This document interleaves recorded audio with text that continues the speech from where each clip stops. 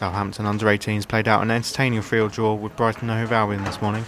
The Saints made 5 changes to their team, with Hallett, Rothorn, Kvyatkanin, Willard and Tyreek Johnson all coming into the side that lost to Leicester City last weekend.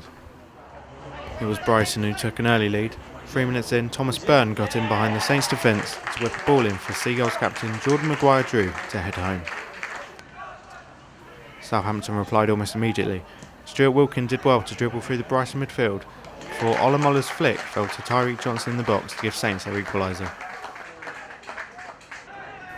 The Saints then nearly got themselves in front, Olamola and Wilkin combining again before Wilkin's long-range effort was saved well by the Seagulls keeper. A few minutes later, however, Southampton took the lead when Wilkin's corner was headed home by Thomas O'Connor to get his second goal of the campaign. Thomas Byrne then had a great chance to get Brighton back in it, but unfortunately couldn't connect to the cross as it evaded him at the back post. But it was from another corner, yet again, that Southampton extended their lead. Harley Willard found himself in space in the 6-yard box and did well to volley home a third for the Saints. Southampton could have had more though. Captain Olafella Olamola got the ball past the on-rushing Seagulls keeper but couldn't beat the woodwork. And it was Olamola minutes later who was cursing his chances again. Another chance fell to him in the box, which he was unlucky not to convert. Second half and Brighton pressed higher looking for a way back into the game. A cross from the right gave Brighton striker Maguire-Drew a chance to volley home a goal, which brought Brighton back into it. Seconds later, a Brighton corner bounced around the penalty area before Jake Hallett could lay claim to it and calm things down for the young Saints side. Things went from bad to worse for the Saints as Thomas Byrne and Saints centre-back Alfie Jones came together off the ball. The Bristol-born youngster saw straight red with 3 minutes remaining, and from the resulting free kick, George Cox slammed the ball into the bottom corner to rescue an unlikely point for the Seagulls. Full-time result, Southampton 3, Brighton Hove Albion 3.